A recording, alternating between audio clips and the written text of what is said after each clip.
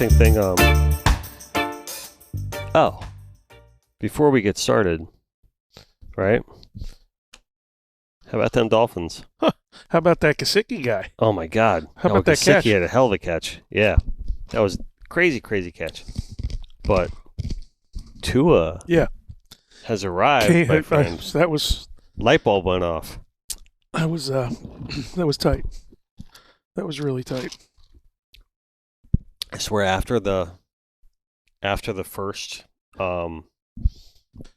Tyreek touchdown, I got like a couple of texts, and after the second Tyreek touchdown, it's like all mayhem broke loose. Yeah, it was crazy. That was crazy. It was crazy. So what did they say? There was, what did we say before? A 0 and 771, or when you're losing 21 going into the fourth quarter, the record since the 40s or something like that, it's 0 and 771. What? Yeah. Holy smokes! It's like one of the craziest stats. That's a crazy stat that I've ever seen. And there was another one too. Skip Dana sent it to me. That's a crazy stat. Yeah, it's absolutely insane. Like, I don't really even think that people realize, even still, that like what really happened in that game. It's just absolutely crazy. But anyway, go Dolphins. So, welcome back to the show, my friend. Yeah, man. Here we are. So good to be back. Karl Anderson joining us here today on the Connected by Water podcast. I was going to say partycast, but it's partycast. Podcast powered by Joey Cardi, Chrysler Dodge Jeep Ram, and fueled by our good friends at Papa's Pilar Rum. Remind you never to be a spectator, right? And we're probably going to hear from one of those guys in a little bit. I would think we would be getting a call. I think we're going to be getting a call. This shout out to our good friends over at the W Sauce, right? Took some of that home this weekend. It's just right. Yep, absolutely. Before we get rolling, we're going to mention our Starbreak do-gooder. Right, when for those of you guys who listen to the show or watch the show, we have partnered with Starbright Solutions to choose our do-gooder of the week. This is someone who, or some group that is a do-gooder and steward of our coastal environment. And we were talking about it before the show. We got a few people on our list, but you brought up something that was really interesting. I said, you know what? They are the do-gooder of the week. So why don't you tell us who that is? So the Save Barnegat Bay organization is based up in New Jersey and covers the Barnegat Bay watershed, a very famous waterway, obviously for waterfowling, for fishing, for clamming, crabbing. It has been a recreational hotspot from the beginning of this country. And the Barnegat Bay, Save Barnegat Bay organization is a 50-year organization. They have been working to protect and restore the bay in that region, and it's a national watershed. Mm-hmm. It's a very, it's designated national watershed, and they do incredible work with, regulating development that's very hard pressed on the thing. They also work with, different pollutants. One other thing that is going to be coming up is the impact of the wind farms off the East Coast, mm-hmm. and how their transmission lines come across onto the beach, over the beach, into the bay, down the bay to get to the mainland. And it's a very, very invasive process to get this, to get the transmission lines run.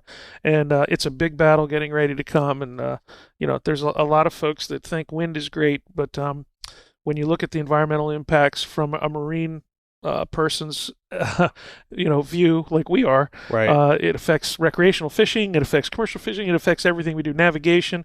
But the impact on the bay and these giant transmission lines and how they're going to be putting them into the bay and getting them across the bay, it'll do irreparable damage for years and years.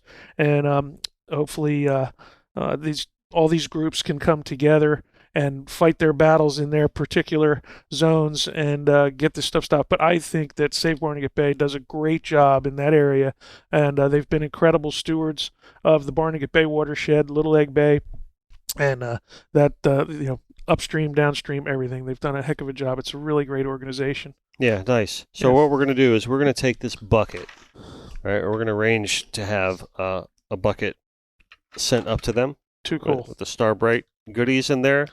Salt off and boat wash and Yep. and all the good stuff, the citrus degreaser and the reggae sponge and all that. And we'll make sure that they get, we'll talk to Starbright to see if we might get a couple extra things going up there. They spend a great deal of time on the water. Mm-hmm. They have some programs. They have a sea nettle program. Now, sea nettle's jellyfish, and the sea nettle jellyfish fastens itself to the bulkhead. Mm-hmm. So that's how the eggs come to everything. So they have a program where they go around and they scrub the bulkheads to try and stop the sea nettles.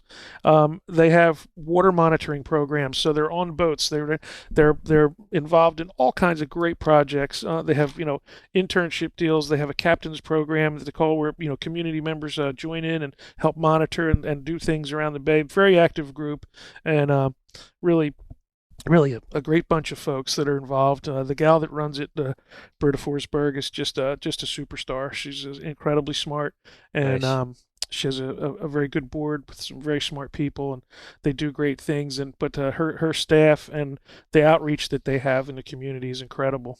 Sounds really grassroots, It right? totally Yeah, grassroots, and that's what we love here. We love Yeah. supporting those grassroots initiatives because those are the initiatives that really put their heart and soul into everything. Yeah, and And Starbright's done a great job, by the way, fantastic. making environmentally safe product Mhm. for our environment. I mean, for so many years, we had a lot of harsh stuff going on with boats and everything, but they make great products, and my hats off to them for Yeah, what they they've really done. do. They truly care. Yeah, and their products are good. Mhm. There's no question about it. Yep, definitely. So And I'm glad you brought up New Jersey because I want to give New Jersey a little bit of love here today, if we could, because we talk about so much coastal impact for Florida yeah, that we don't really talk about the Mid-Atlantic area that much, just because we're based out of here. yeah, But we go up there all the time. You and I both do, yeah, and I think it's important to kind of shed a light on what they got going on as well, because coastal restoration and coastal conservation isn't just about Florida.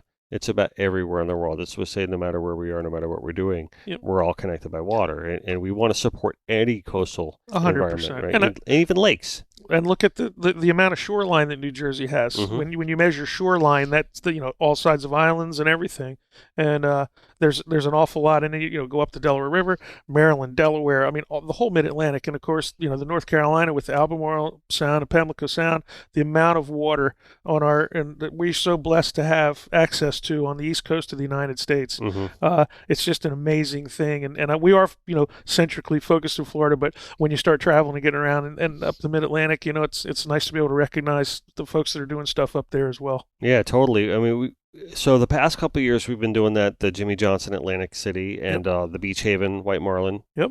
Invitational, and it's interesting that from my standpoint when I come in, because we stay in Wyckoff with my in-laws and then we come down and everything, but you come into Atlantic City and you see the wind farm, right? And it kind of took me back first time I saw it. I'm like, really? They're doing that up here?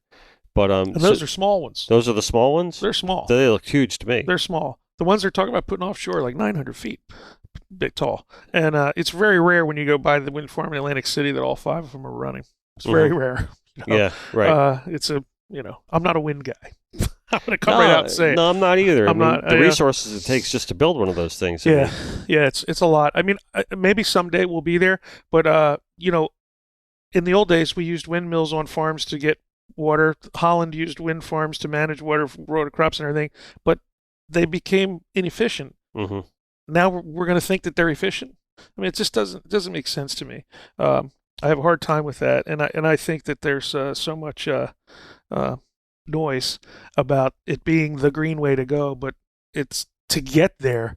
You're so environmentally friendly in almost every aspect of building, setting it up, and everything. So I just you have to look past the glitz and glamour and get to the backside of the shiny canvas. new toy. Yeah, they all like the shiny new toy when it comes to environmental aspects. Yeah. I mean, is there still a hole in the ozone layer? Because no one's mentioned that to me in a very long time. Right, and we were all going to burn up and everything else. Right. It's I think most of it's been restored if the latest science holds true. Or has it been? And I saw some recent data on climate, and basically, the needle has not moved down, up, high, and it's really just kind of trickled along. Yeah. And we're so reactionary today as a society because we have that instant gratification mode about us that we just, we watch minute by minute what happens. And, things take a long time. It took a long time for the Ice Age to sort out. Mm-hmm. It takes a long time for a volcano to come in. Anyway, I think that there's a lot of cyclical things in nature. You go through 10-year spans. I mean, when I was a kid, 1976, 77, we had two of the harshest winters in New Jersey, and the ice age was coming. Right. I mean, that's what people were saying. We had ice 4 feet thick on the bay. I mean, I actually took a come along and pulled my boat up on top of the ice so that it wouldn't get crushed. Really? Yeah, and because we would leave them in all winter, for duck hunting and everything else, but the ice got us. We didn't get it out in time. So anyway, I was walking on the ice, and that was normal. But and now it's there's, but I don't know. There's just seems to we just need a little bit more common sense and a little more calming in how we react to those things. I think Yeah, a I little agree. more introspection, maybe. We do some discussion on the show about environmental things and dispelling misnomers and terminology and what's the right thing to do and what's the wrong thing to do. And that's part of our search here is like what's the right thing to do and what's the wrong thing to do when it Yeah. comes to being a steward for conservation. And we discussed even on the last episode about the term environmentalist has gone awry over the years, and we need to kind of bring that back in the fold closer to conservationism, I think, I would because say it's yes. it becomes fanatical at a Right. certain point, and it's kind of That word's been tarnished the hijacked. word. It's The word's been tarnished the word. hijacked, and I think conservation is a more friendly word because when you're involved in conservation, you're trying to help conserve the resource or whatever, but you're hands on that, as a conservationist. So whether you're involved in in duck hunting and you're a member of Ducks Limited and you're any kind of organization that is working to help, and it's typically the people that are helping that whatever you're trying to save is the people that are trying to use the resource. Mm-hmm. They want to make the resource better so Right. they can enjoy it more. So fishing, we have many organizations that do great work. Some are doing great science work. Some are doing great advocacy work. We have others that have then they all kind of come and go and everything. But like IGFA has the Great Marlin Race. So for us that are in marlin fishing, it's a huge deal because we're satellite tagging, marlin, and we're finding out where they're going and what they're doing. And these things are all over the place. This summer in Beach Haven, we were able to put out 4 satellite tags on white marlin. Nice. Last summer we put out 2. So that's that we're starting to get some data, right? It's not a big sample. Those sat tags are fantastic. It's a cool deal. We were lucky enough to have some boats that stepped up and bought some tags, and that data starts to become valuable. Obviously, the larger data sample that you get, the more information you get. And the Great Marlin Race has done a hell of a job with the marlin stuff, much like Tagatini, the tuna deal Molly LaCavish out of New England has done with tagging juvenile bluefin tuna, and the folks at Stanford who've done Tag a Giant. We've learned so much about tuna migration and stocks and being able to assess stocks, Mm-hmm. and which helps make policy, right? The biggest problem we have with like tunas is ICAT, because the stock assessments get manipulated by different countries, Sure they and these fish are traveling in all kinds of international waters, so it's very hard to control what you're doing. But it does help you get a stock assessment that's maybe a little more accurate, but it also shows you where they're going and where they're not. And like the tunas, for example. I mean, the giant tuna fishing off of England and Ireland and the coast of Norway, it's going off. It's good. It's good fishing. Yeah. And you and I still need to hang out in Donegal and go. oh yeah, go bluefin got to go tuna back fishing. to Donegal. Yeah. Go fish with Adrian Malloy, a fellow that I went with over there, and then the weather blew us out. But it was a hell of an experience. Beautiful spot, and the tunas are there, right? So love it. But anyway, get back to the conservation side. All of that is you're in it because you love it and you want to do it, so you want to help make it better. I think that's intrinsic in all of us, right? And no matter what you're passionate about, whether it's hunting or wildfowling or fishing or whatever, and you're a certain type of fishing, the Tarpon Bonefish Trust, the guys with Captains for Clean Water have done an unbelievable job for awareness in Florida. I mean, unbelievable what they've done. Mm-hmm. And my hat's off to them. They've brought awareness to it. They've had impact. They've helped make some change. They've had legislative change, which is hard to do. Very hard. And they dug in their heels and got it going, and it started at the steering wheel with dudes that were going and pushing their boat around and had people on the bow of their boat. And my hat's off to them for getting that deal going. And I also have to say to that point, hats off to the community that supported them, because I know that was really, really important too. Those guys led the charge. I'm not taking away anything from them by saying that, but I also want to give credit to everyone who supported and went behind them, and like the guys like Rufus, who would go up to Tallahassee and go up on the hill and state his case in support of Captains and Clean Water's efforts. Absolutely. Get in the car, drive up there, and be a part of the change. And Rufus is a prime example of being involved and saying we need to make this change. He's a business owner that has a business on the water in Stuart, Florida, and water quality totally affects not only his life, because he loves to be on the water and he makes a living there and everything, but his business that is there, the hotel and all, that's totally reliant on clean water, right? I mean, if you have dirty water, people aren't going to come and hang out, and Florida needs to realize that.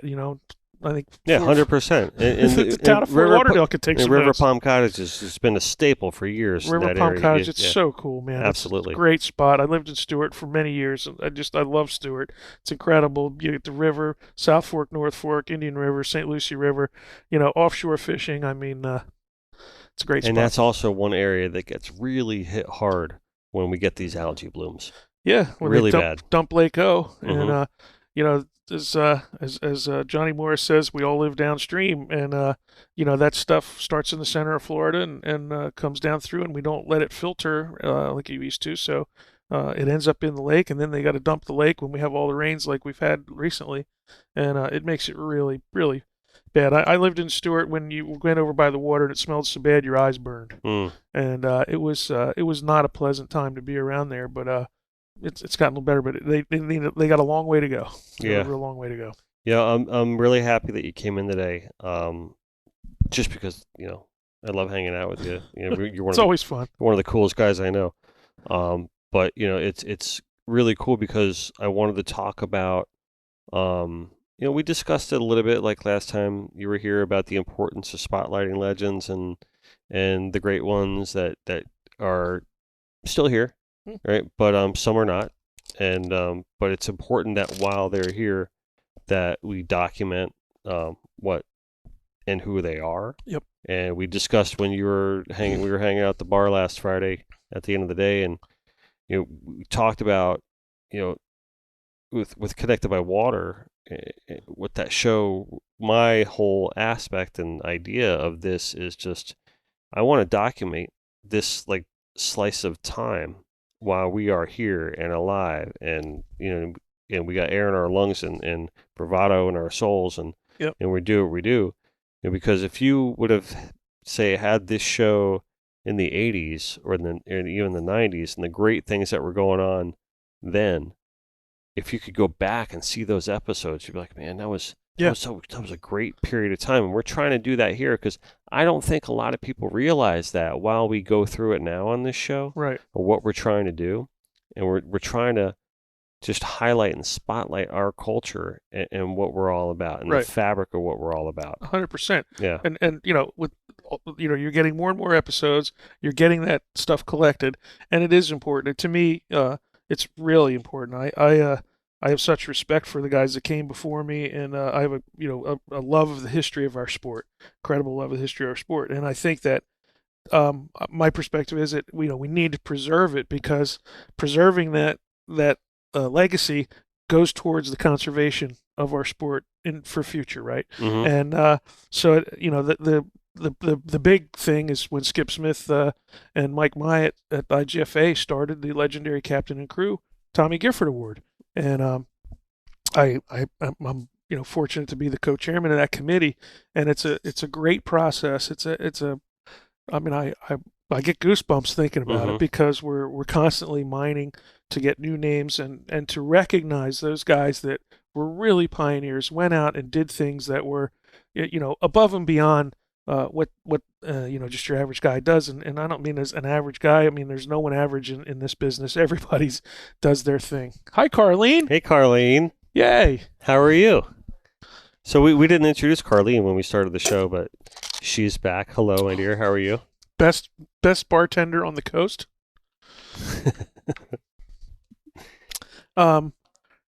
So we're coming up on the legendary captains and crew coming up. We are, because it's always at Flibs, yep, the Fort Lauderdale Boat Show. Now we're caught up. We had one in Palm Beach, and because of COVID, we had to kind of stagger our years. But anyway, we got caught up, and we've just had a great response to it, and it's been a huge deal. I mean, it's one of the most fun events that IGFA does, and honestly, it's an event in our industry that is so unique.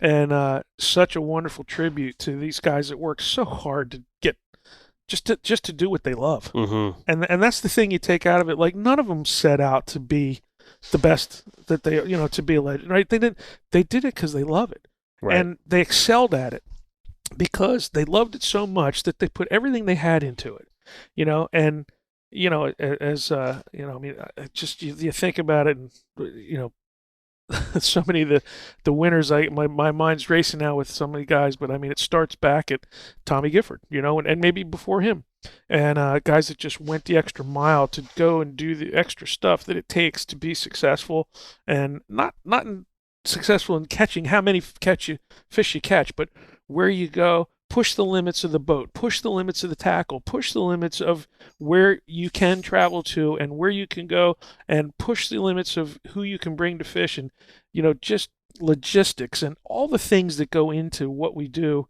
running these boats. It's more than just the glamour of like flying a rigger full of flags. It's not about that. I mean, that's part of it, but it's really about the quest, and it's the hunt, right? It's like it's hunting, and nobody sets out to do.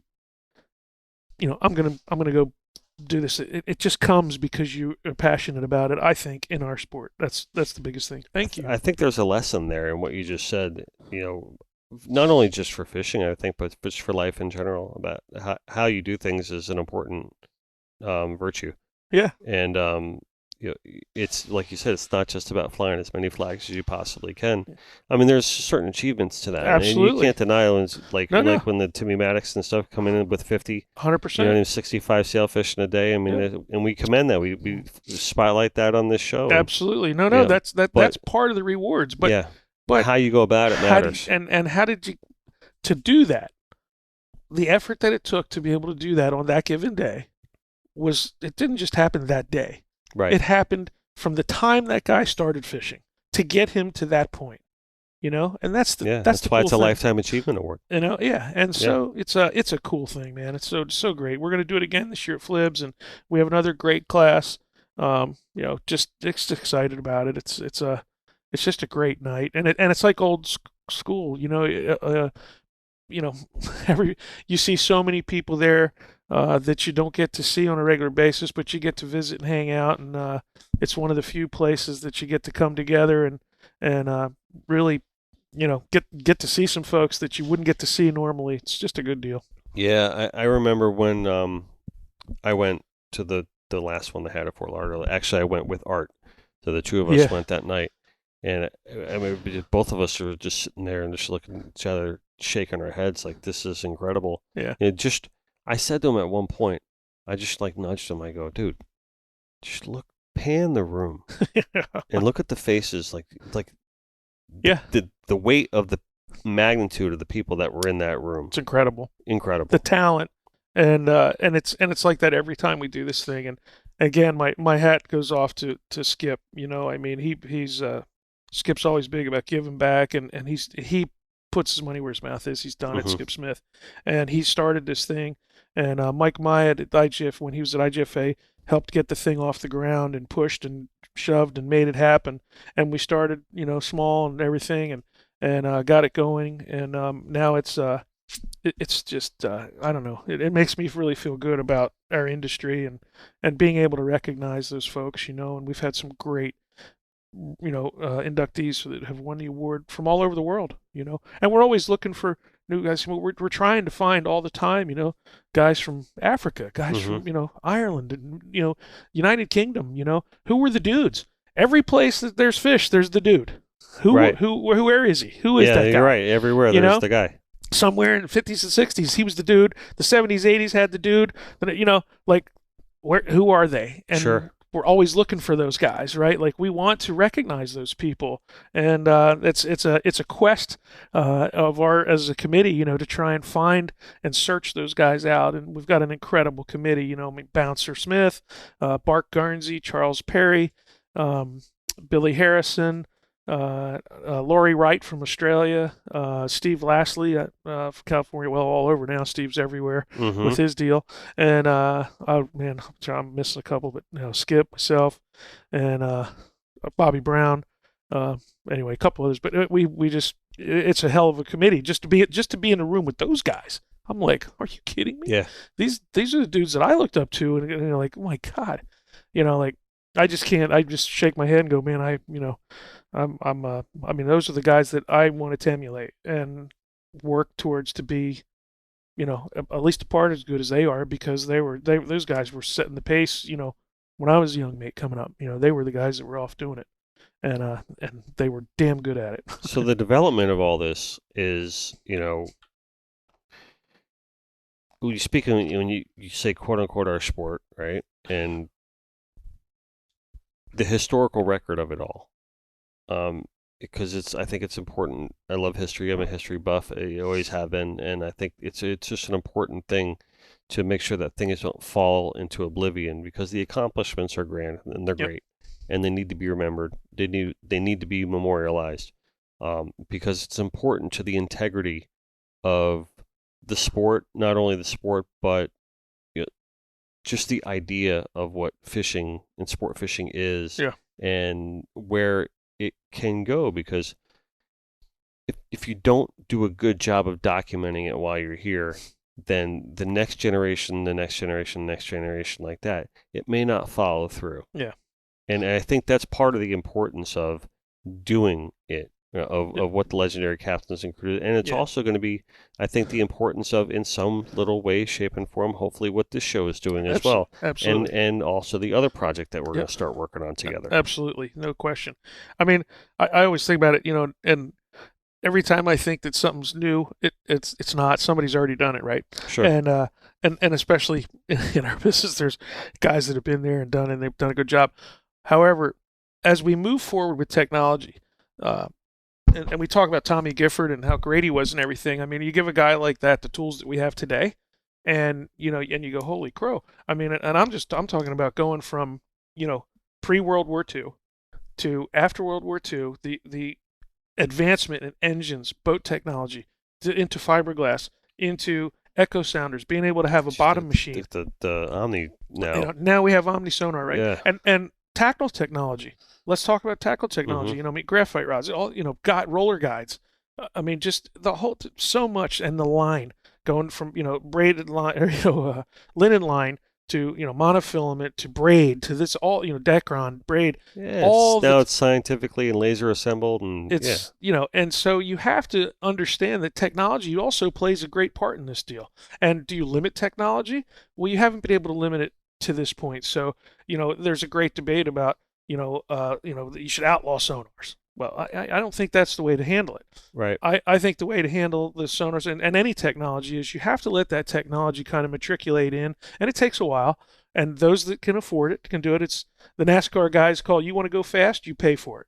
Right? It costs money. So money drives the bus. Ain't nothing to talk about a stock car. And nothing to talk about a stock car. So, we look at technology in our sport, and these dudes back here, back in the day, if they had this technology, they would be the guys we're talking about now, right? As you and I walk the dock with. Yeah. So, you can't stop it. And as it comes to sonars, do you have two different divisions? Well, if that's how you want to handle it, that's great. You have a non-sonar division, another sonar, and everybody, well, it splits the pot. Well, you want to have participation.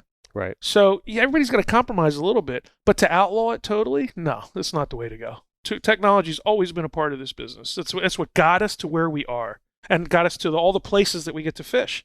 If we didn't have technology, do drones fall into that as well?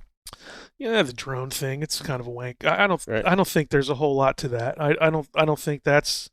I mean, maybe it will be someday. Yeah. And I'm right now, there's so much going on. That's hard. That's a hard one to That deal might with. be more important on inshore fishing than offshore Probably fishing. inshore would have Yeah. a greater impact for sure because you got a little more control. I've been offshore trying to launch drones, and it's not easy. Yeah, Even and finding retrieve them. fish that way, you're still Yeah, needle in the haystack. yeah. It's you're talking about a lens that big, and you're talking about an ocean that's infinite. Yeah. in that span. Uh, you know, there's still certain skill set that comes down to the guy with the steering wheel and the guy in the cockpit and the eyes and your ears and The instinct. your fish. Yeah. There's still that. If you don't have that, you can have all the technology in the world, and you couldn't catch your ass with both hands bare as with a fistful of treble hooks. Yeah. Couldn't do it. Yep. So No, I agree. Do you want to talk about what we got going on with the new thing coming up, or is it a little premature? no, I think we're ready to roll. All right, let's. So we're going to be coming up with, or you're going to be coming up with the series primarily.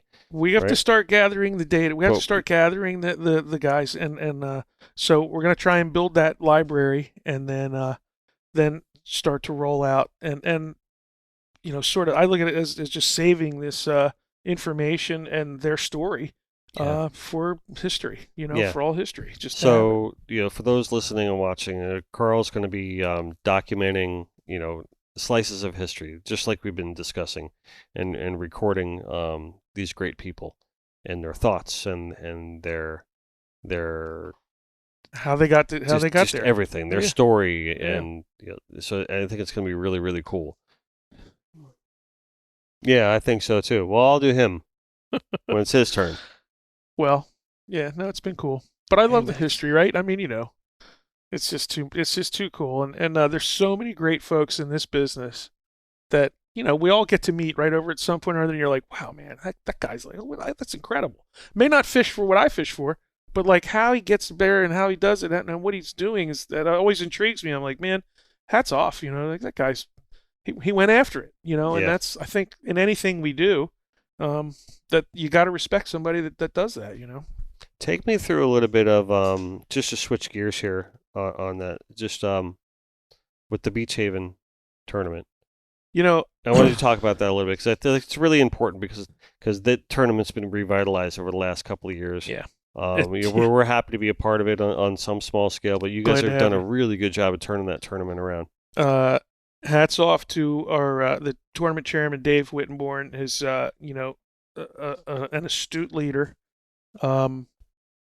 understands what it means, and he has a love of it, right? Like he just wants to have a kick-ass tournament and everybody have a good time and go fishing. And I come from the history of the tournament. Having fished it, and my father, was one of the starters, was there, fished at the very early years and up on through, and the club is literally around the corner from where I grew up at my parents' house, and it was always played a big part in everything I did. I was a junior member and all this stuff, and won awards and fishing rods and tackle boxes, and get you fired up.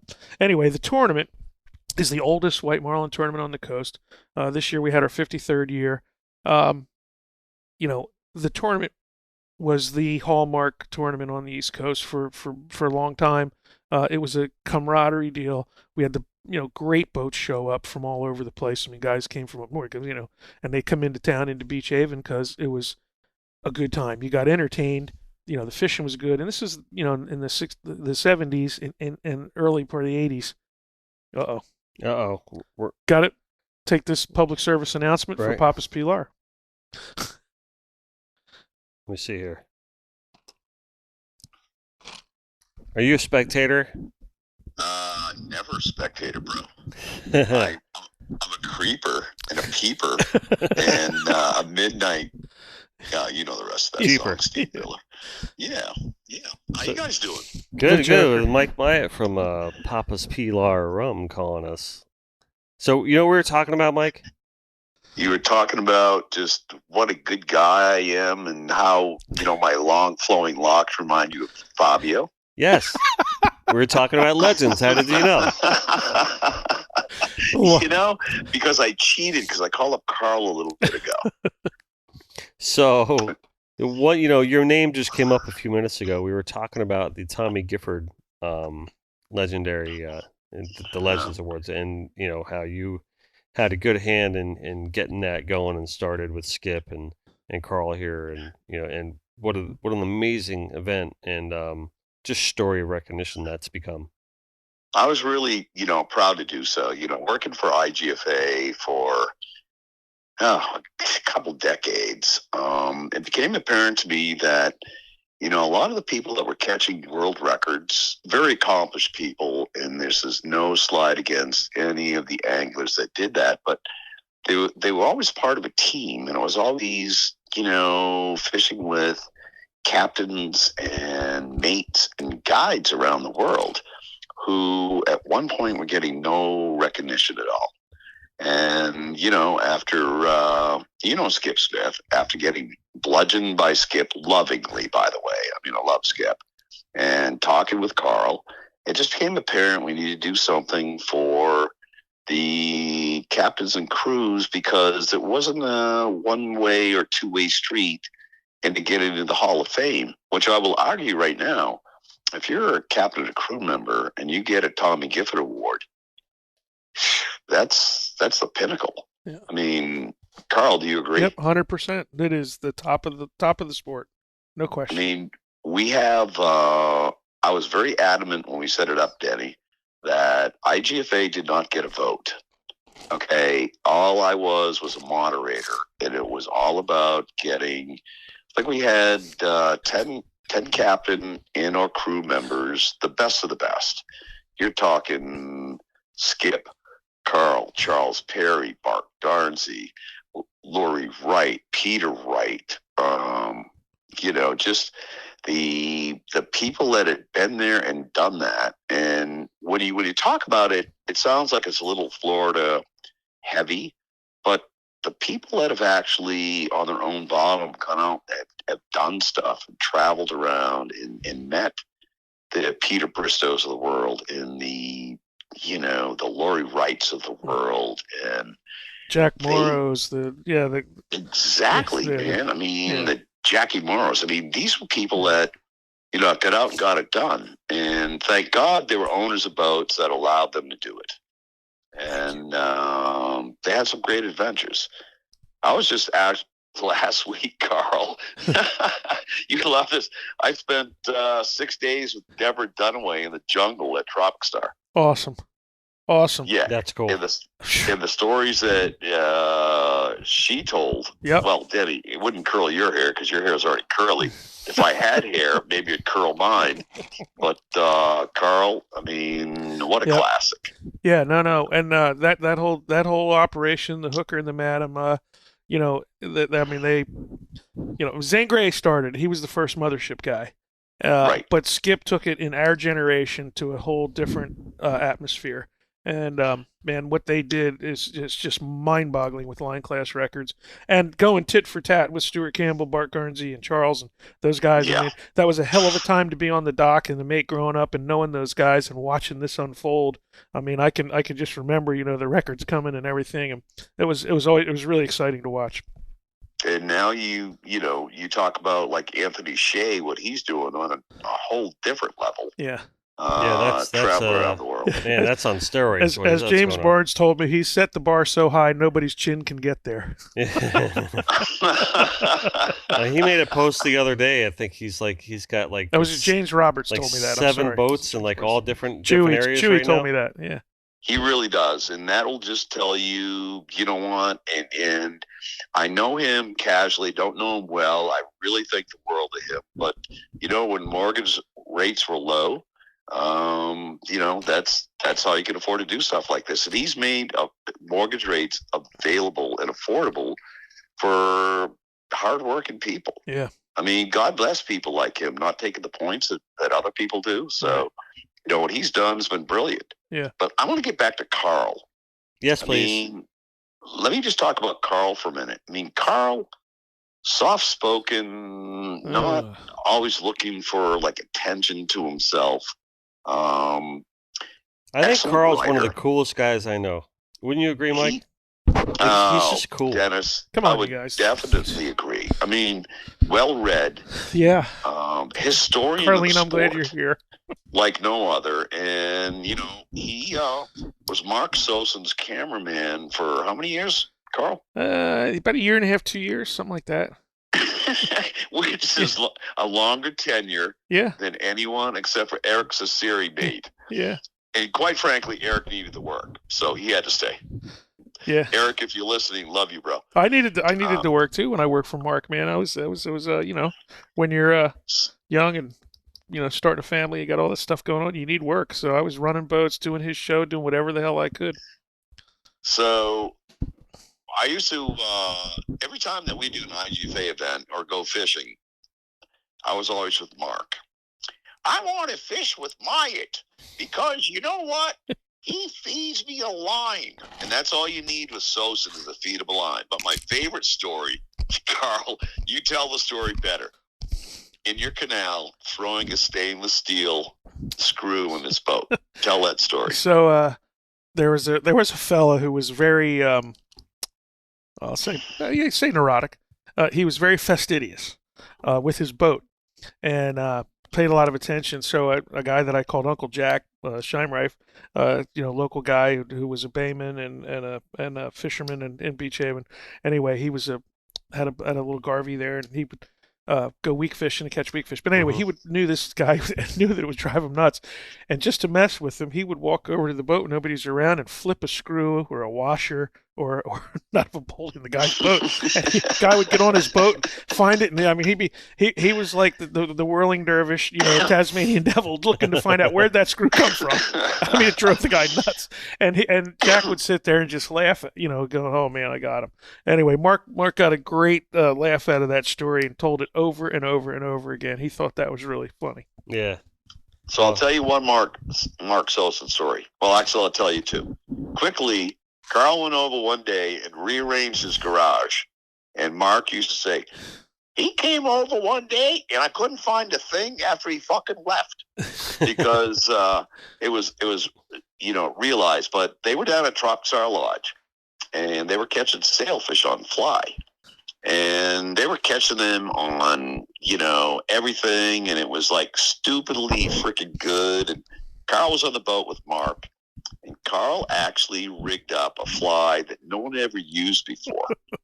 Karl, you want to finish that story? Well, yeah. The challenge was that these things would eat anything. And somebody said, "Oh, there's no way, no way." And Mark said, "I bet you I could get one of these fish to eat a cigar." And the guy's like, "Oh, there's no way. There's no way." I said, "Mark, give me that cigar." So I grabbed. Mark used to travel with a big bundle of cigars, man. You know, it'd be like 20 cigars in a big thing, and these big long donkey dick things. And so anyway, I take that personally, Karl. You know, well, that's you know, what my nickname is. So anyway, these big old stogies, man. So anyway, I take one and I promptly rig it up. And I said, "All right, Mark, next one." You know, so I tease. I'm going to be the tease guy. I said, "Mark, man, just, you know, we're ready to go." And he's looking at me, shaking his head, and he's like, "Wow." I go, "I'm going to tease for you. I'm not going to film it. Just let the other guy film, but I'm going to tease." And he's like, "Okay," which was like totally breaking the rules as far as Mark goes. So he was that that was like, oh, but we did it. Fish comes up, you know, I'm thinking about, okay, Mark, get ready. I walk to the other side of the boat, get ready, and I go, okay, here he is, you know, and Mark gets out there and, you know, does, you know, throws the cigar and, you know, boat's in neutral, does two quick pulls, and the sailfish jumps on this thing. Mark hooks it, and the thing goes in the air, and tobacco goes flying everywhere. It was hilarious. And he's yelling, he's like, "Oh God, I told you." It was great, man. That was a good one. That was a real good one. Oh man. Well, they broke the mold with Mark. It's times like that you know, you really realize who your friends are. And Debbie, you and I had an immediate, like, you know, bromance. 100%. But Karl and I, we knew each other peripherally until we went down. I showed up at Tropicsar Lodge with Raleigh working, God bless his soul, one day. And Karl was already down there. And there was these big, rowdy bunch of guys from the Mid-Atlantic. I mean, Karl, what were they, 12 or 14 of them, all rabid? And it was a big crew. So Karl got in the day before I did. And they were having like a little throw some money in the hat sort of thing. Yeah. So Karl walks in with his dad and one of his dad's best friends. Yeah, one of my friends. And they walk into the lodge. They may not have had a cordial or two. Karl, would that be fair? Yeah, it might have. There might have been one or two slip over the gunnel. That might have been fair. Yeah. So they walk in and these guys say, hey, you guys want part of this? We're this and that and the other.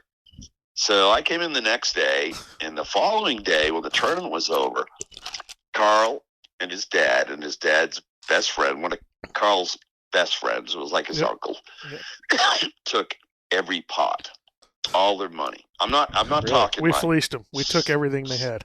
Some of their money, mahi money, billfish money, the whole deal. I mean, all of it. So Karl gets up there on the microphone. By this time, Karl and I are like, full on mouth kissing. Because we were just so. Well, hold on a second. Not quite. Come on now. Wait a minute. The only thing I actually heard was mouth kissing, Mike. So please, you finally got my attention. Just kidding. Carlene's ears just perked up, Mike. When you mentioned mouth kissing, like, what is that? Karlene, you finally there? She's here. So what you fake traffic so you could come in late? She FaceTimed me. She was dealing with some shit. My time is your time. Fort Lauderdale traffic. We love Karlene. Yeah. So anyway, Karl gets up and he goes, okay, couple things I want to tell you guys. One, the fishing down here can be really good. The second thing, next time you see a fat guy who's drunk, an old guy who's drunk, and his friend that drunk walks into a place, maybe you should ask what their credentials are before they take all your money. And then Karl took all their money. He made them all members of IGFA. Yeah. Nice. Yeah. Yeah. Yeah. Oh, you made them all members too. Yeah, I took the money and bought them all Karl, memberships. Yeah. He didn't need their money. He just wanted their money. Yeah. Well, that's definitely a legendary move. I couldn't walk out of there with their money. I mean, it's like, they were a little bummed out. They were like, well, we didn't know you were a professional. And I'm like, so well, anyway. You know what? Sometimes maybe you should ask, hey, who are you? What are you doing? Yeah. Like me. I like to know everything about everybody. That way I can use it on them. Well, did I say that out loud? You did. That's cool. Okay. Anyway, well, I'm gonna go make. I'm gonna make some second guess staying down in that Key passion West fruit condo mojitos then. tonight. You're gonna make a what? Passion fruit mojito. Oh, passion fruit mojito. I like it. With Papa's Blonde or Papa's Dark? No, actually, I'm just gonna have like a drop of my Papa's Blonde Dark on the rocks. I was just like baiting you guys, trying to bring you in. Yeah. Why don't you tell them So, about your drink? Karlene, how's the babies? Your pina coladas. Oh, yes. Karlene wants me to tell you something, Mike. We're all drinking pina coladas right now. About my new drink. So I take the sherry cask, and I mix it with the coconut water juice. It's coconut and pineapple mix. It tastes like a pina colada. It tastes like a pina colada. That's what I've been drinking on the show lately. It's my go-to now. Well, I tried to give it to Karl, but he said he's not a coconut guy. I'm just not a coconut guy. I did try it, and It's it's kind of sweet and nice and everything. It's fruity tooty and everything. Kind of like me, huh? But it's like you, it's sweet and nice. Exactly. Karl just called me fruity tooty. Yeah. Well, you know what? Actually, the only thing that Karl likes, he likes papaya and coconut lotion when you rub it on him. No. Just put the good old lotion on coconut the oil. skin. Just break out the coconut oil, Mike. Come on. And with that,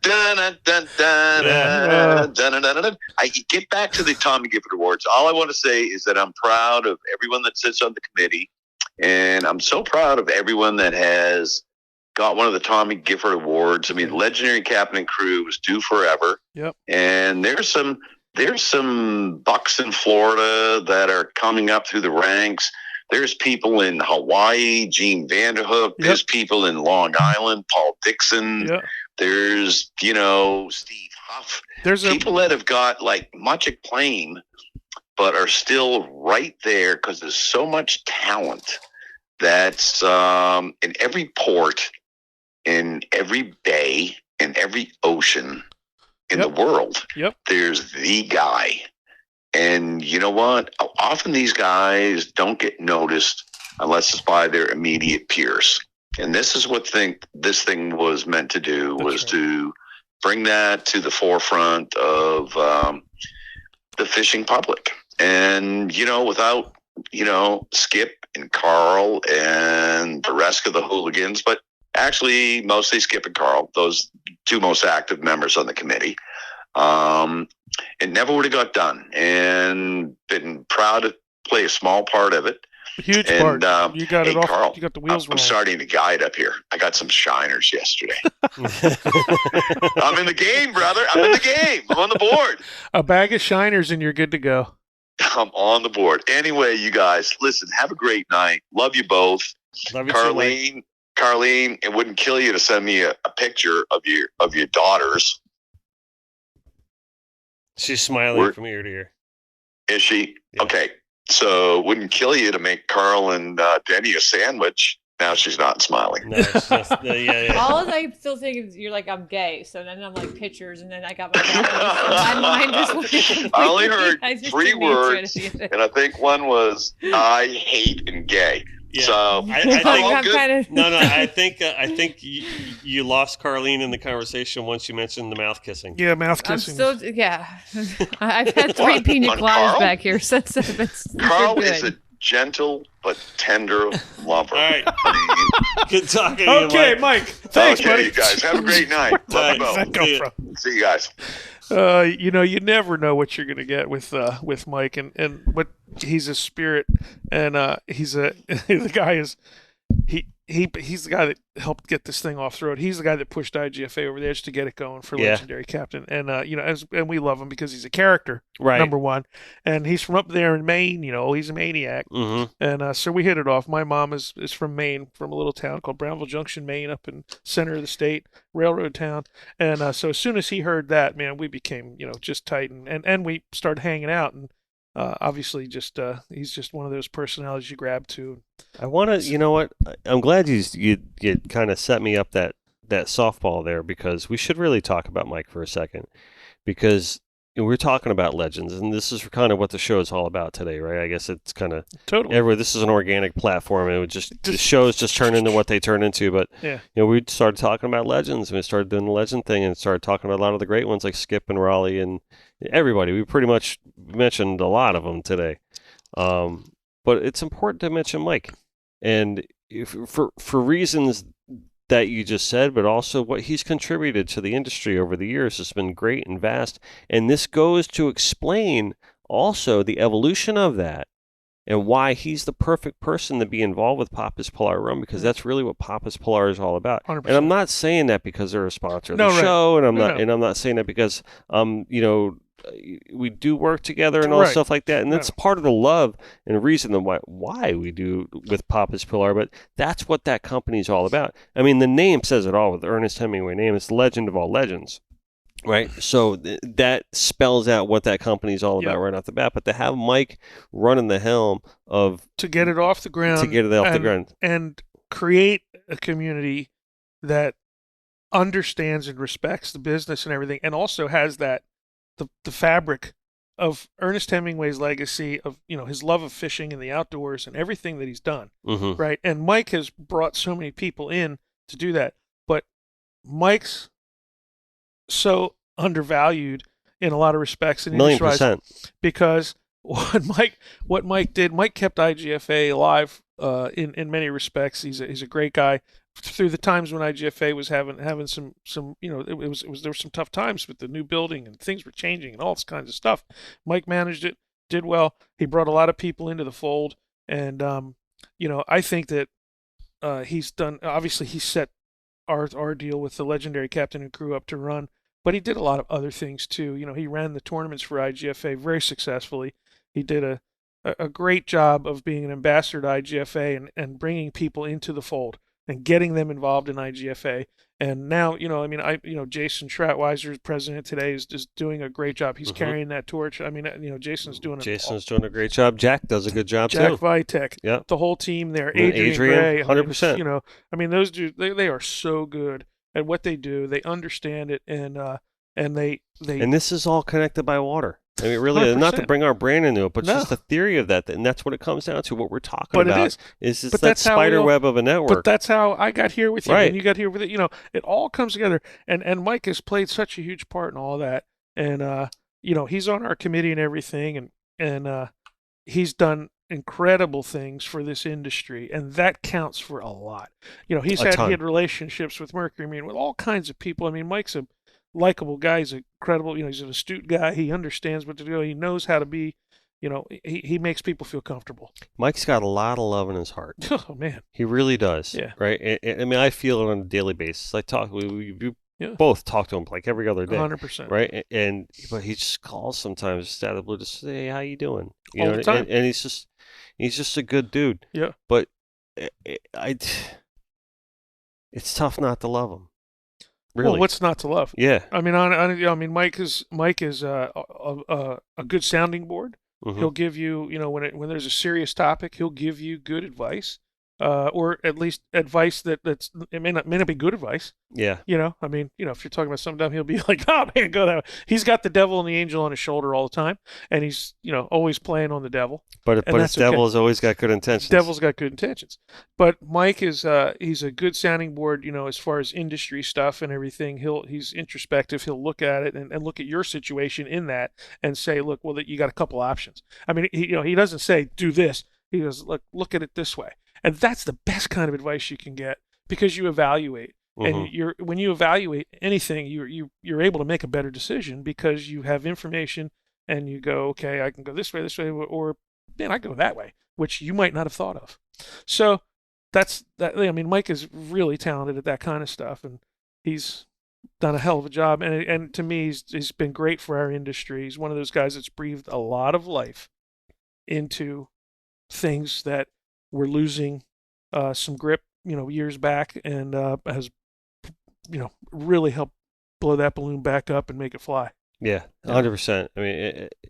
I'm very happy he's kind of laid it out like that, and I feel, quite frankly, in the last couple of years, with the show and with the relationship with Papa's Pilar Rum, and he's very much taken me under his wing over the last couple of years, and quite frankly, I'm honored.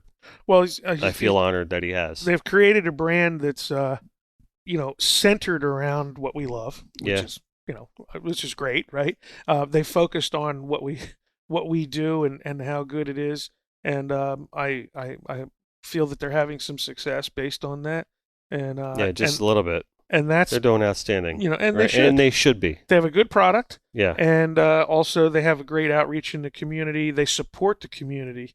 I can tell you, they give back. They put on we put on an event this summer for Save Barnegat Bay, the folks we mentioned earlier, and Papa's Pilar donated the rum to it, and it made everybody there very happy. Mm-hmm. And they had we had great rum drinks, special rum drinks that were made. He supports the Beach Haven tournament we were talking about earlier also, and there was some folks there at the local restaurant that put out a special rum drink, and they've got reach and they're getting there, and they've done a great job, and a lot of that's due to Mike. Yep. A lot. Yep. 100%. Not all of it, but a lot. Not all of it. Listen, yeah. Steve's an amazing individual. Amazing guy. You know what I mean? But we're talking about Mike, and and it's always fun when he calls in, because you never know. Mike has no filter. He has no filter.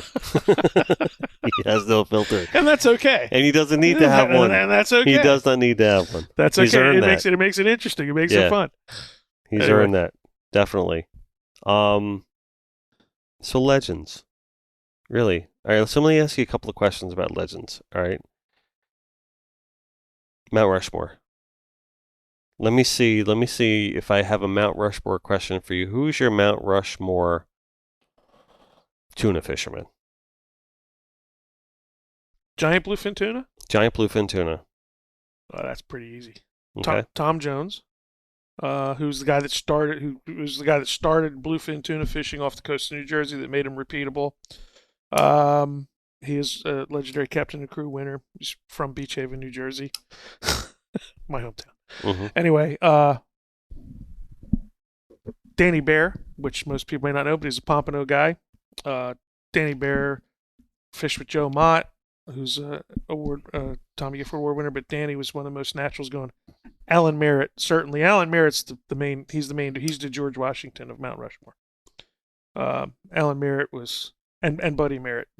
You can't have this conversation about giant bluefin tuna without having Alan Merritt and Buddy Merritt on there. Okay. You cannot. I mean, those two guys are they're the bookends because they were the deal. They were the tuna guys. It's a good answer. Putting Andy up there. Andy's a little early. Andy's a little young. He's not old enough to be a rock. There. He's not old enough to be a rock. Yeah. Yeah, that's true. That's true. But Andy's an animal. Andy's good. Well, he got his 1,000th bluefin, I think, a couple years ago. Oh man. Yeah. Oh, there you go. I met Carlene giant bluefin tuna fishing in Nova Scotia. That's where we met, and we had. He's Tiny's up there. Like Tiny's up there with him right now. Day almost, oh yeah, right? very close. Yeah, very close. 10 years on it. Yeah, man, we were cutting. Tiny's up there right now with him. Yeah, and I'm supposed to be on that trip. We were. She's mad at me for not going on that trip. Apparently, I got the T-shirt. You got the shirt. we were cutting some damn herring and all stuff, and there we are. It's like I don't know. It was dark, 4 a.m. It's cold. Ben Brownlee and myself and Carlene, we're sitting there, we're cutting, making stuff happen. It was crazy. It was good. That's what I want to explain this like every time on every episode. I want to explain this till I'm blue in the face. Like they don't realize. Maybe some people do. Everyone does realize who my bartender is. She's incredible, isn't she? Incredible. She is. And has a love for this industry that I respect so much. 1,000,000%. I love how Carlene is just totally into it. I think it's great.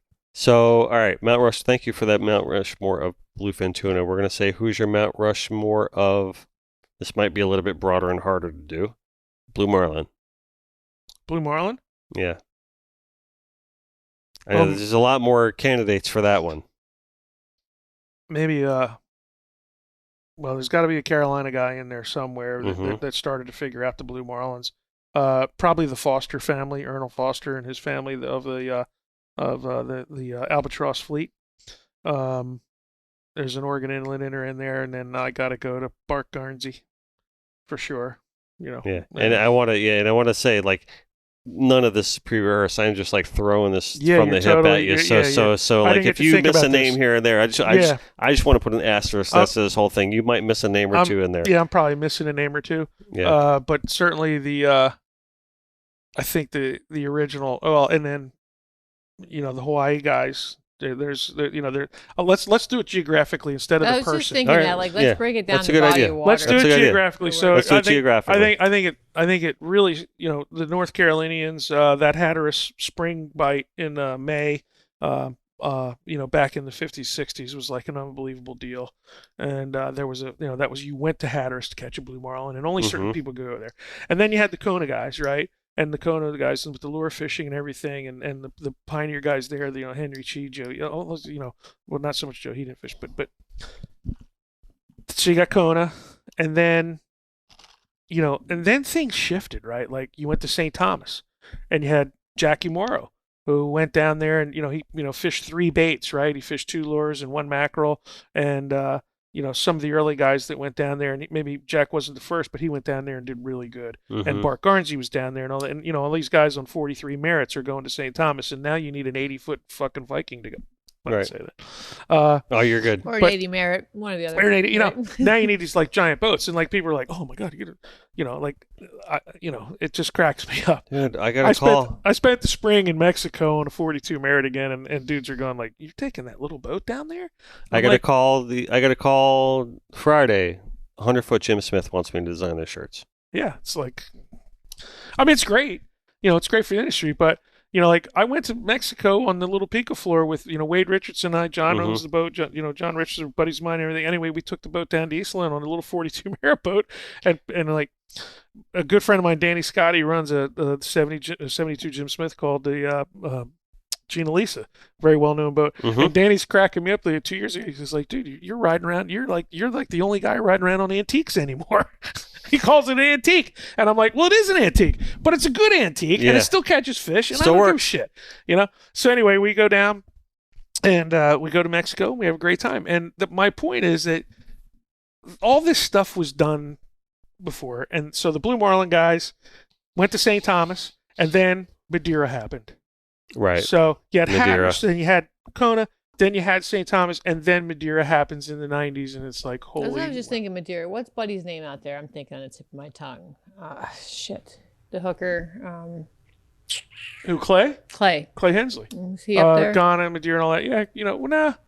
I mean, well, if you talk numbers and stuff, yeah. But I mean, the guys that were doing it that really, really did it. And yeah, I mean, you can't,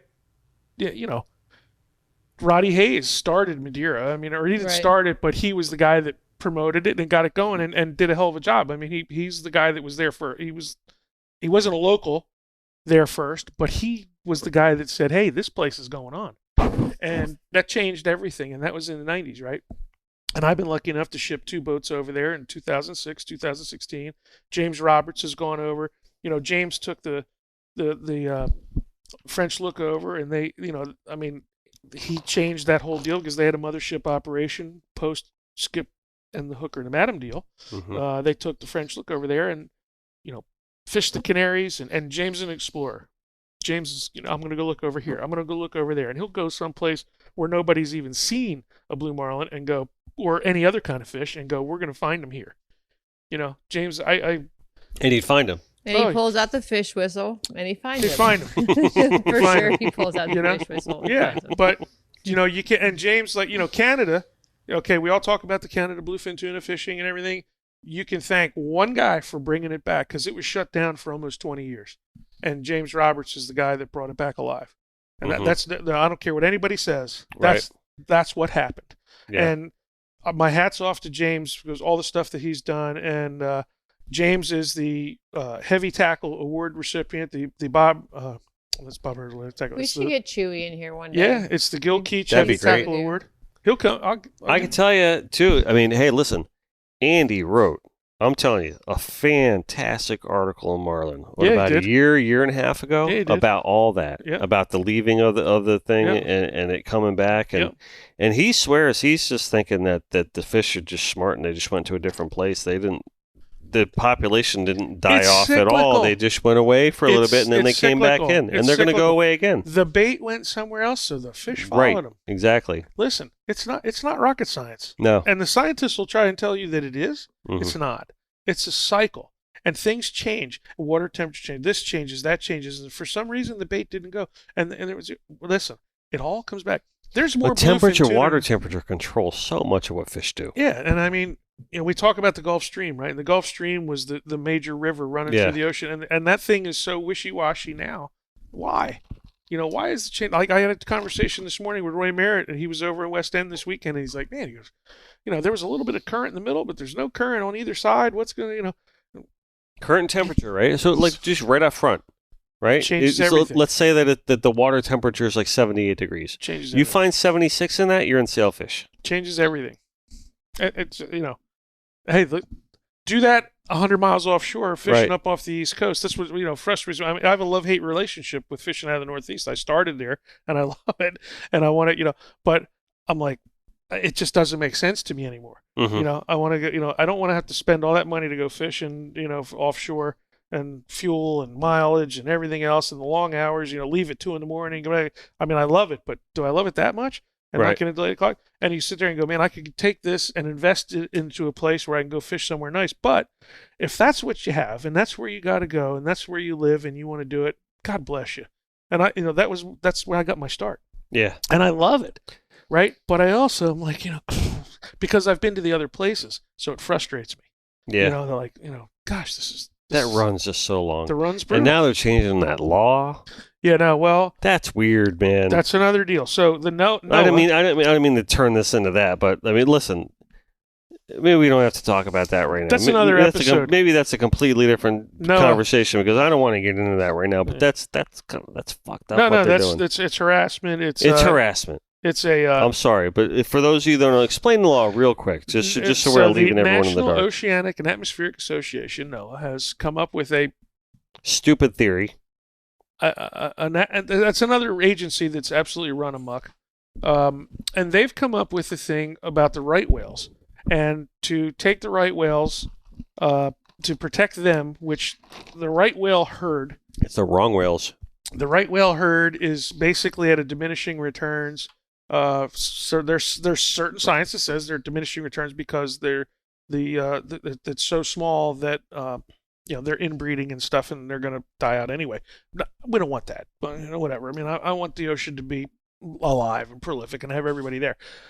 In my career, going up and down the East Coast, which is 50 some years, whatever, or 40 some years, I've had one right whale encounter. It was off Stewart, Florida, on a blustery January day back in like 1994 or 5 or something like that, and it was blowing its ass off, and this right whale was smoking it, going north, not going south, going north. Mhm. Other than that, never seen one. NOAA wants to put in an effective law that vessels over 35 feet would only be restricted to 10 knot speed, max speed. Okay, and that basically from the New York Bight all the way down to South Carolina, North Carolina, which basically they wanted the whole coast. This is all about not having access to resources, and it goes back to the whole conservation and environmentalist thing.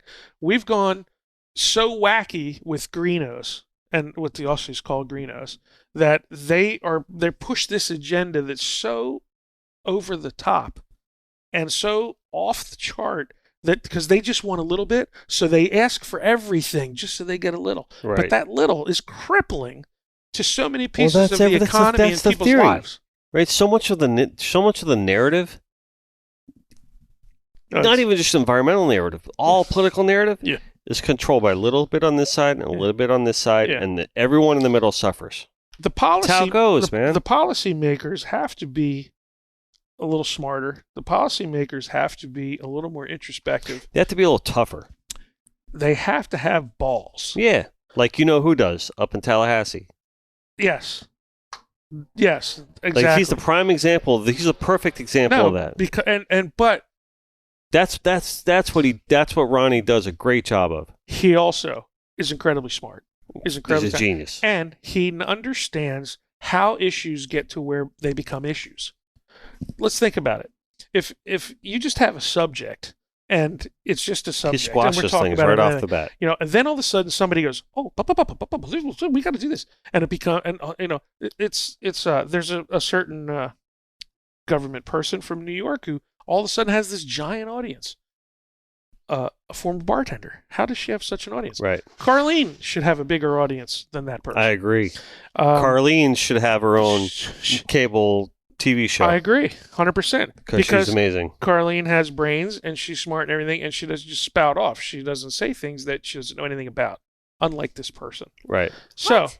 Are you talking about me? yeah, you. I don't fucking spout off. Well, you do spout Are off. you smoking pot? No, but usually Okay. you spout off about things you know about. Okay. You spout off That's about all things the you reason know I'm here about. for is 'cause Yeah, I but spout you're off. knowledgeable on I'm your spouting subjects. off right now. But that's okay. Just but spout it. You spout it.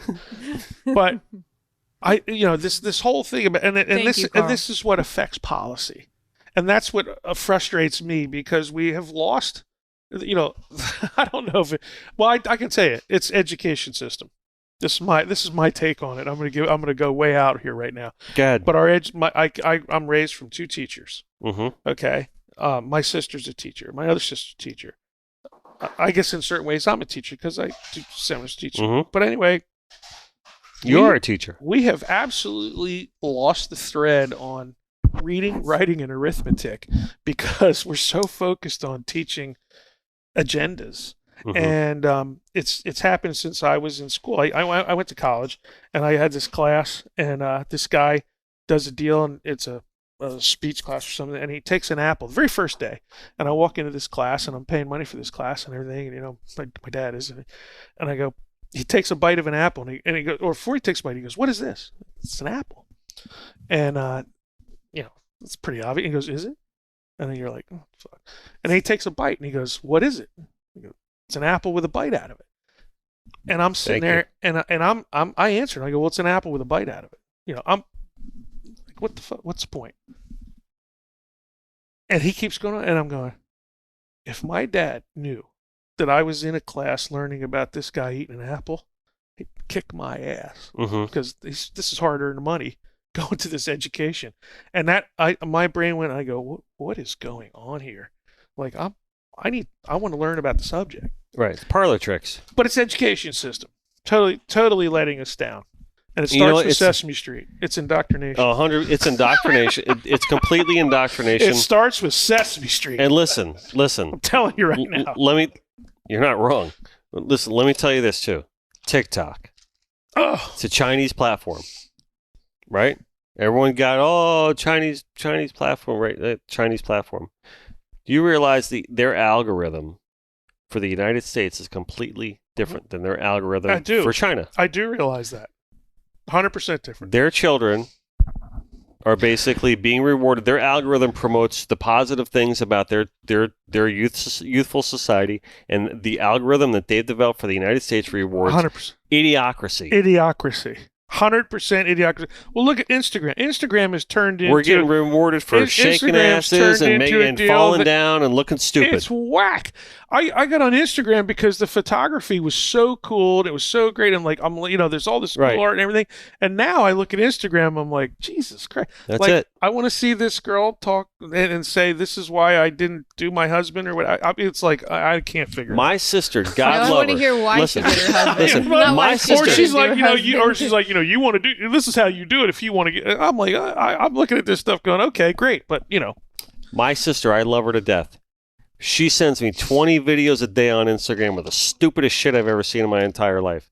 Right? It's hilarious. Yeah. And she's one of those people that, like, if you fall down right in front of her, even as kids, if you fall down, she'll laugh your ass off. She'll help you up after, but she'll laugh her ass off at you. Yeah. It's just what she shares. But this is what they're feeding you. I feel a little anger behind this. Go ahead.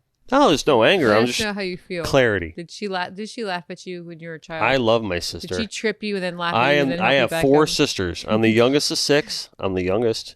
Right? Beat up as a child. I was not beat up as a child. I was spoiled as a child. His ass over. No, every payday I was like, it's new Star Wars guy, right? Unbelievable. And they'd take me right to Kmart and buy me a new Star Wars guy, like all of them. That was so they could leave you at home and play, so they could go out to dinner and get away from your ass. Thanks, Karl. No positive reinforcement here today. Well, just saying. Yeah. So anyway, all right, let's end it like this. I'm going to give you my Mount Rushmore of sailfish Mount Rushmore anglers. Kevin Rowland. Right? And hold on. Fisherman. I'm gonna whip them off to you, and you're gonna tell me that I'm wrong, and I want you to tell me why. And you're gonna tell me I'm right about maybe a couple of them. There's only 4. Skip Smith, John Louis, Art Sapp, and Ray Rocher. Wink Dorsbacher. Okay. Art, Ray, and Frank Ardeen, who's the godfather of sailfish in Palm Beach. Okay. Wink Dorsbacher has carried the flag in Jupiter. He's won every major sailfish tournament except the live bait tournaments, but every trolling tournament he's won. All your guys were live baiters. You left out the trolling guys, and there's been some damn. I did leave out the trolling guys. You're right. I totally left out the trolling guys. You're right. And there's dudes. In my generation, you got the Mike Brady's, you got the VJ Bells, you got VJ, Glenn Cameron. Yeah. You got there's the trolling. There's KP, so many. Kevin so Paul, many with KP's done an unbelievable job. See, that's like. It's another world from here. That's our. But even like if you look at sailfish, it's like right out front. We see the park. We see the entire park of these guys. So, I fished out of Stewart, right? So I had to learn how to troll for sailfish. It started with, little finger mullets on the flat lines and everything, fishing the damn Stewart light tackle tournaments and everything back, when I first came down here in probably 83, 84, and fished on the Jinriki and anyway, on the Wild Duck. But the trolling deal and the live bait deal are so different. So then I come down here and I got to learn I got to fly kites. I got to learn all this shit. Yeah. And that's, it's been hard, but that's what you do. You got to figure it out. No matter where you are. So there's a few guys that cross over all these categories, right? Skip being one of them. No doubt about it. Yep. Andy definitely being 100%. one of them, right? Andy's multi everything. He's a hunter. He's a hunter, so he's going to figure it out. The dude does it all. He's going to figure it out. Yeah. He's a hunter. Technically, he likes to call himself an outdoorsman. Yeah. He And is that's 100 true. That's true. He is 100% that's true. outdoorsman because and he's so technically oriented. He pays attention to detail. Andy is a detail guy, and that's what it takes. He's the guy that I was talking about that pushes to the next level. Yeah. Everything he's done. Yeah. His lure making, his lures are unbelievable. I love his lures. I can say I'm proud to have designed the cover of The Madam and the Hooker, Skip Smith's book. I mean, that really is one of my. I put that up there very high on my accomplishments, creatively speaking. Like that, I designed that cover of that book. Right, very proud of that. But if you've read the book, you'll hear some of those stories and Skip. And just knowing him personally, yes, but read that book, you'll know why. Yeah, no. Yeah. Skip. I'm not saying he doesn't belong there. No doubt. No, I'm just saying on the crossovers. The crossovers. The crossover Yeah, the stuff. crossovers, Yeah, right? I mean, Bouncer's one of the crossovers. Oh, Bouncer Smith. Oh my God. The list is too. You can't have 4 guys. No, you can't have 4 You guys. can't. Not on the crossover thing. You need a wall from Yeah. here to freaking Maine. Yeah. I mean, incredible. Bless you. You sneezing over there? All right. We're good. We forget anybody on the crossover list? You think? We're doing pretty good? No, I think we're. Yeah. I mean, we're definitely forgetting people. There's Definitely no forgetting people, yeah. Yeah. Listen, we've talked about a lot today. Yeah, it's right? been great, man. We've talked about a lot of legendary people, legendary things. And why. Right? And why, and the importance of why we're going to record this and why we're documenting it. And overall, it makes me happy too. Yeah. And that's really why I do it and why you do it. I'm sure it just makes me happy too. You know what I mean? There's got to be like Sun Tzu's Art of War, right? The book, and they say there's a lot of great theories in Sun Tzu's Art of War. Right? Don't attack walled cities, right? Find another way around. All these different theories, and you take it over into business and you take it into your life. There's different ways you can apply it, right? But one of the things to say is fly the flags after your victory, right? Don't just sack a city and decimate it. Keep the city intact and rule over it, right? But fly those flags. And this is what we're doing. We're flying those flags. Do you know the first guy that made the flags that we fly today that everybody's so proud about flying? Guy worked for Abercrombie & Fitch, a fellow named William Baxter. Mm-hmm. William Baxter worked for Abercrombie & Fitch. He was the marketing guy and the purchaser and buying guy for the fishing department at Abercrombie & Fitch before they became this weird company that makes clothes that nobody can wear. And that company really went weird. Like they're Do you realize that? I think it might be true. Speaking of Abercrombie & Fitch, that might be the brand of gun that Ernest Hemingway. I don't know that. I don't. I think I heard that once before. I'm going to research that. I'm not going to say that's fact. But I can tell you this: that Abercrombie & Fitch was, in its day, the premier outfitter for the outdoorsman, and this fellow named William Baxter is the guy that created flags for guys to be able to charter boats to be able to show what they caught so that they could garner interest for the next day for who would go. And he was also the president of the Beach Haven Tuna Club, which is the first club member of the IGFA. It was a predecessor to the Beach Haven Marlin and Tuna Club. You are dropping some historical knowledge right now. Yes, and William Baxter was a very sharp guy, but the reason we have flags today is because William Baxter from the Abercrombie & Fitch Company had a budget. He made flags, and he gave them out to the charter captains on the dock in Beach Haven, New Jersey, Manasquan, New Jersey, and I think went out on Long Island, but that was the deal. And that's why we have flags today. That's where it came from. That is wow. That is the start of flying flags. Nice. Yeah. And you are correct, Dennis. Right? On July 2nd, 1961, Ernest Hemingway took his life he had done so with a double-barreled shotgun purchased by was purchased that from Abercrombie & Fitch. The gun he shot himself was purchased from Abercrombie & Fitch. I can't speak tonight, sorry. No, you're good. Unless I call you a pussy, that comes out pretty clear. So. As you would. God help me. Yes. I love her. Yeah, 100%. So so I look at that brand in the mall, and I always think of that every time I look at the mall. Yeah, Abercrombie and Fitch. I always is think like, about wow, that's how far it's come. I mean, they've gotten Yeah. so wacky. It's like you're gonna be like Bass Pro Shops one day. It's gonna be like that kind of store in a mall. Like if you no, see, imagine that Bass Pro Shops, right, is gonna be a little store in the mall that's gonna have. Those little models on their posters and everything. Imagine that. That's the equivalent with to like this. stuff you can wear. And Bass Pro. I mean, like It's true. Abercrombie and Fitch was the Bass Pro of the day, right? And now they're like this unrecognizable company that's driven by these little dudes that walk around in their leather slippers and you know these tight jeans that they can't even fucking fit in and you know. Yeah. Bunch of they thems. Yeah, they thems. I got no time for it. Anyway. All right, Karl. Ending on that. You got to go to Greece. I got to go. Right, you're going to go catch yourself a bunch of little fish in a net.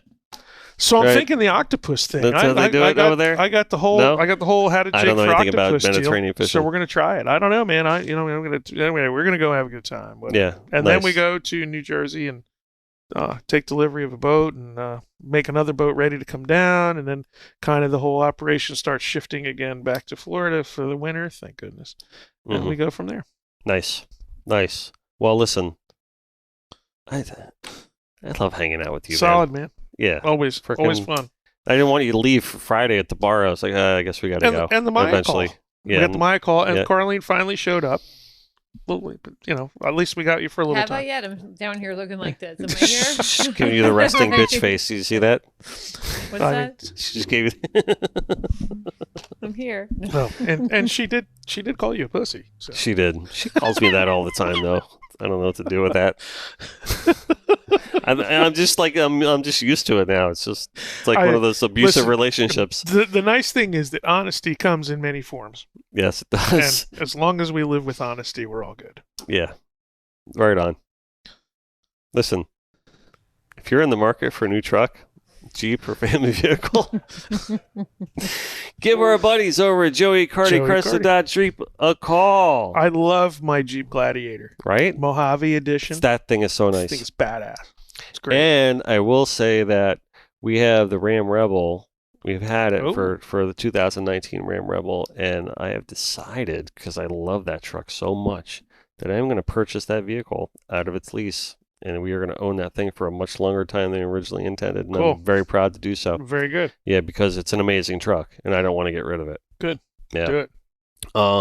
Yeah, so they got a bunch of deals going on right now, specifically on the Wagoneer, because that is their new thing. The new deal. And they got them in stock, so go check them out. And it is the most amazingly beautiful SUV on the road. Not kidding. Also, we've been drinking Papa's Pilar rum tonight. Right, we heard from Mr. Myatt, and we talked a lot about Papa's Pilar rum. And if you have listened to the show and you want me to tell you great things about Papa's Pilar rum, and I got nothing for you because we talk about it so much so we're blue in the face that it's, you should know by now. You went through a bottle of Cherry Cask. It's a lovely product. We did. We downed a whole entire bottle of Sherry Cask on the show, didn't we? Oh, as you would. Yeah, God help me. Hey, open it up, throw the cap off. I'm here. Yeah. So we drank a lot of rum, right? We talked about legends. Carlene called me a pussy. We're good. Sounds like a full show to me. By the way, we went through a bottle because Carlene's pouring, which is solid. Mm-hmm. I like that. Carlene is totally dialed in. I am going to go home and watch some Monday Night Football, and I'm probably going to fire up the grill, and then I'm going to throw a little W sauce on the I missed this on my steak. Yeah. So this is our new. This is the official. All right. So listen, when I talked to my buddy Brad, I love Worcestershire sauce. My buddy Brad says, "Hey, we want to sponsor the show. We want to bring W sauce into the fold." I said, "Okay, cool." I said, "That sounds great." And I'm like, "Well, what is it? Barbecue sauce?" He goes, "It's not barbecue sauce." Like he's very adamant about this, sauce. right? And I'm like, "Well, what do you want me to call it?" And he goes, "No, you just call it the magic fucking cookie sauce." Literally verbatim, that's exactly what he said, right? So he sent me a case. I tried it out. But they have several different kinds. It's I'm phenomenal. looking at Fireshire. They got the Fireshire. They got the America's Worcestershire, and they got the Vegan Shire. Right? It's somewhere up there. Let's see. Right? That's yours, the Vegan Shire. No, it's not. it is not. I'm taking the pussy. Fireshire. I don't know what to call that, right? Carlene, come on, support me on this. One of the Yeah. best lines I've ever heard Every from day. Brad. He told me like that after the end of the call. He goes, "All right, I gotta go. I gotta go to work. Millions of Democrats are depending on me right now." Sorry, I'm getting political today. It's You probably are. not Yeah, good. You're whatever. a pussy. Yeah. P is not for political. It's for pussy. We love this. Yeah, we do. This is great. If anybody is hungry, please go over to Papa's Raw Bar and order something off the Connected by Order sushi menu. Great stuff. That Great place. stuff. I love that All place. right. Carlene, It's that coconut water, man. It helps with the lactation. your ego. I was wondering. I was thinking you were in It does. that kind of mode. No, You're not leaking, are you? no, You lactating? no, I am not. Not Your yet, ego. at least. I keep drinking these pina coladas. I might be, but It's not your amigo. Always do your best, and at the end of the day, just let God do the rest. And do not ever forget, no matter where we are, no matter what we're doing, we are all... Dennis is a pussy. Connected by water. Jesus. Yes. You know, the show gets so much better when Carlene's here with not like Yeah. knuckleheads like me and you. I mean, Carlene makes She the show. doesn't spat out at all. No, but you spout out about things you know. What? That's what I said.